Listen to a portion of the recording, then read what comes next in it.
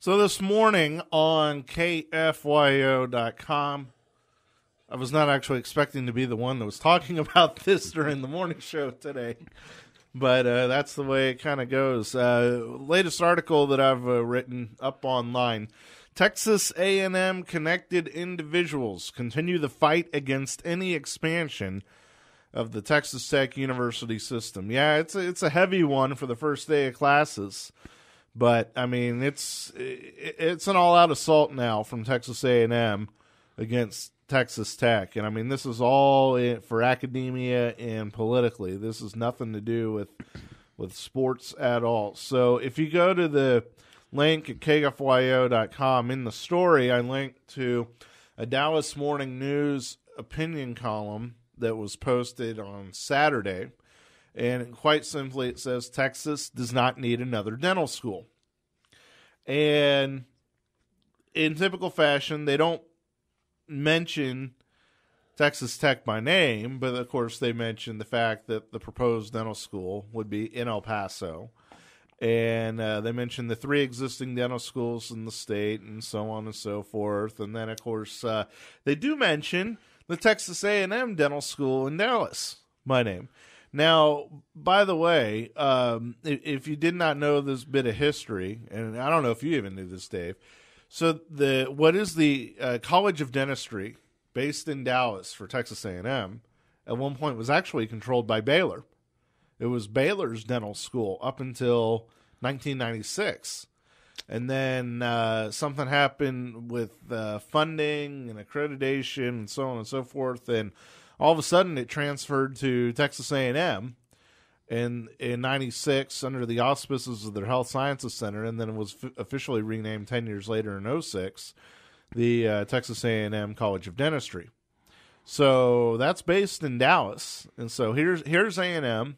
You know, they acquired a law school a few years ago. They have a vet school. They have a dental school. They've got medical facilities. You know, they've got extra bells and whistles. Whoa. A&M has a law school? Yeah, they bought, God, what was the name of that law school? Well, you're going to make me do a Google search. No, I'll find it. That surprised me. I didn't know that. Well, and now Baylor, of course, has a law school. Well, but of course, Baylor's private, so they can do whatever they want. Yeah, Texas A&M School of Law in Fort Worth.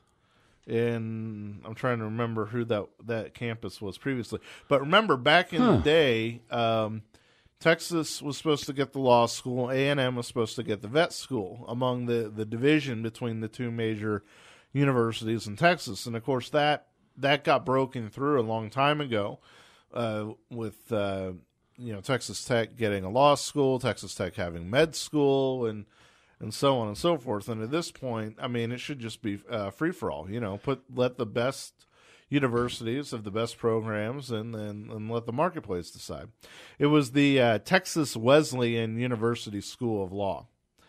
And that's what ultimately became Texas A&M's law school. But Texas A&M tried to buy out, as an aside, the South Texas College of Law in Houston, which is private, and I mean, they did anything and almost everything under the sun over the past 50-plus years to try to get a law school. This Texas A&M School of Law was founded in 1989.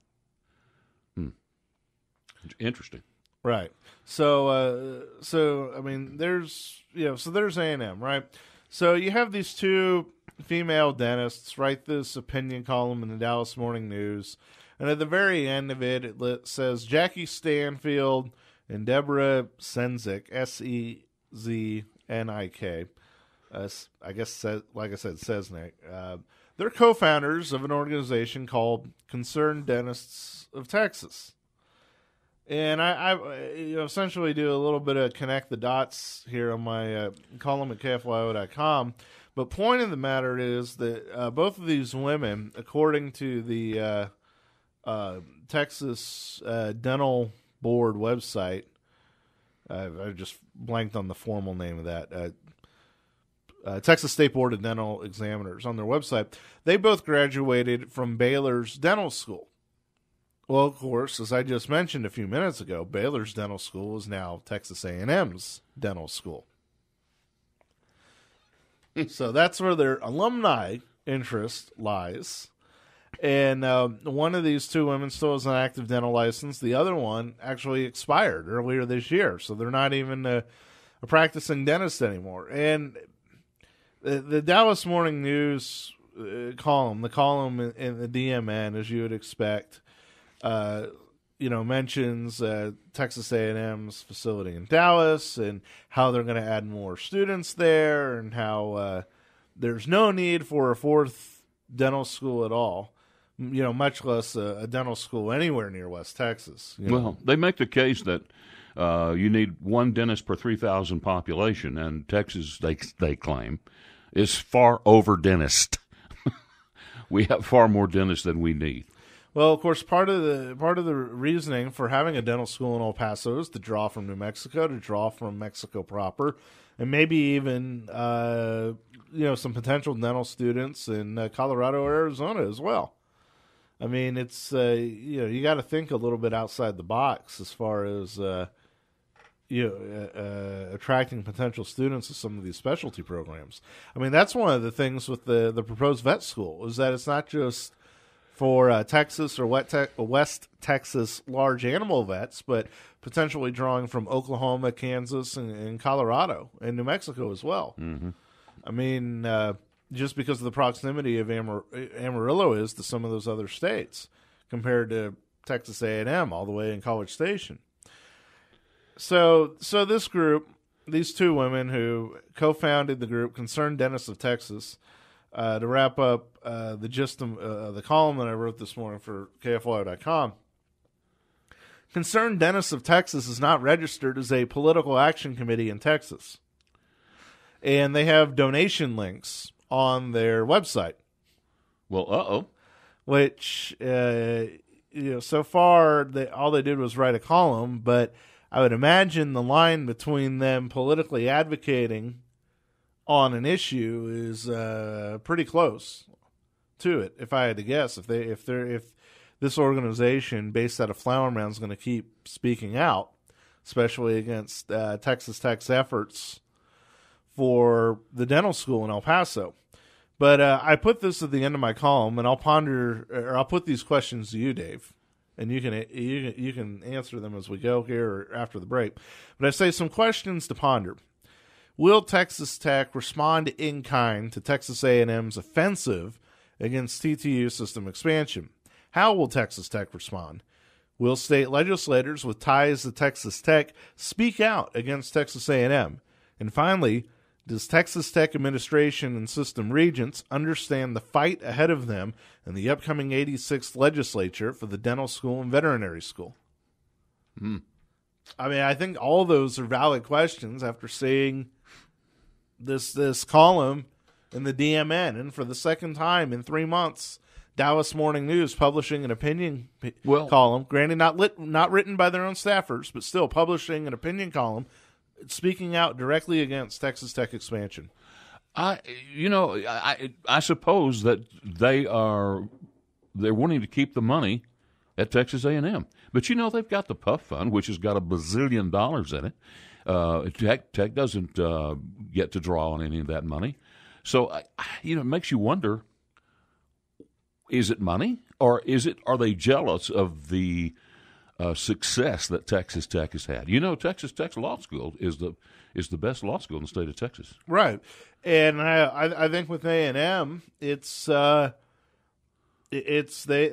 feel threatened. I mean, they feel threatened at their spot as being the number 2 system in the state. And it could be. We're going to 40,000 students. I don't know how big Texas A&M is. Well, of course, the flagship campus itself, I think, is between 40 and 50, but then of course they have all the satellite campuses. I mean, that's one of the things with Tech that it was a small miracle to get Angeles State moved from the Texas State system to the Texas Tech system a decade ago. Well, and of course everybody in Angelo's been happy about that, but realistically, I mean, it's not like you're going to see a Texas Tech at Tyler or anything like that. I don't think the legislature is going to add any more campuses to Tech's system. I mean, they're going to have to make do with what they have. Yeah. And part of that is, okay, fine, we'll keep fighting to expand into new programs. And it's been very interesting that Texas has been quiet on this issue. I mean, you would think at some point somebody in the Texas system would say that they support tech or maybe don't support tech. Yeah. Okay, well, went a little long here. Let's take a quick break and come back and continue this conversation after this. Rush Limbaugh update coming up next. And we are back at 7:24 a.m. here on KFYO Mornings with Dave King and Rob Snyder filling in for Matt this morning. We're talking about the sizes of the universities. I was wrong. This says Texas A&M posts record enrollment of 68,600 students in 2017. University of Texas had 50,900 students in 2015. Mm-hmm. 2016, Texas Tech had 36,500 students. And Baylor has 17,000 in round numbers. Right. So, of course, it's a private university. So we're talking about this Dallas Morning News column that came out on Saturday. Basically, a bunch of dentists connected to Texas A&M speaking out against Tech's proposed dental school. So it's not enough for A&M to fight against the vet school. Now they're fighting against the dental school. You can certainly text in your comments at 806-680-2790 or call in at 770-579. So what I had asked Dave before the break, which was what I had put at the end of my column, will Tech respond in kind A&M's offensive against TTU's system expansion? How will Tech respond? Will state legislators with ties to Texas Tech speak out against A&M?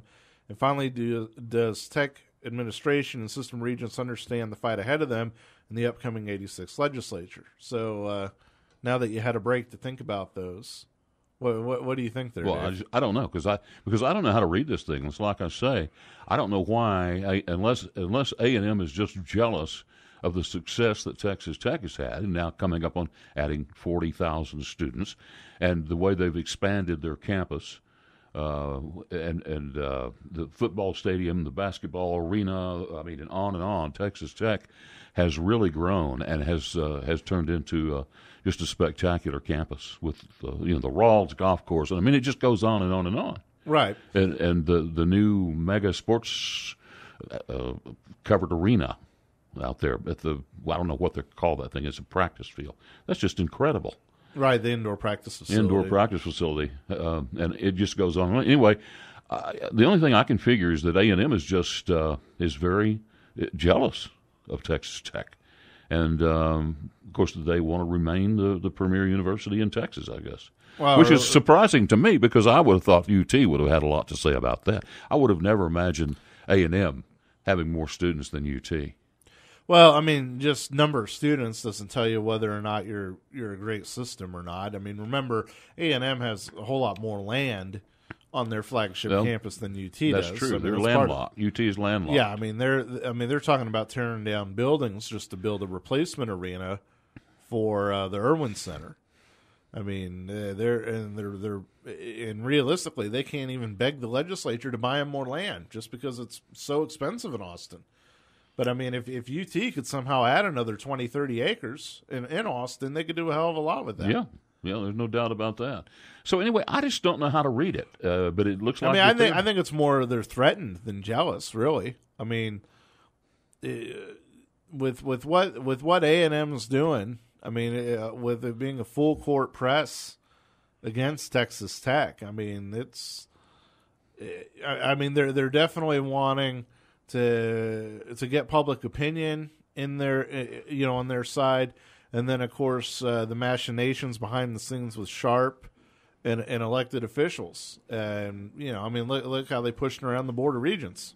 Yeah, well, we have a texter this morning that says, "I am an Aggie alum and I am for the vet school, but I will tell you that if it was the other way around, your management would be fighting this the same way." When has Texas Tech ever spoken out against another university system? I don't recall. Yeah, I mean, I see the angle that the texter is trying to come from, but in reality, Texas Tech has never had a history of doing that. That's true. Okay, it is coming up on 7:29 this morning here on KFYO Mornings. Dave King and Rob Snyder covering for Matt. Be back in a moment.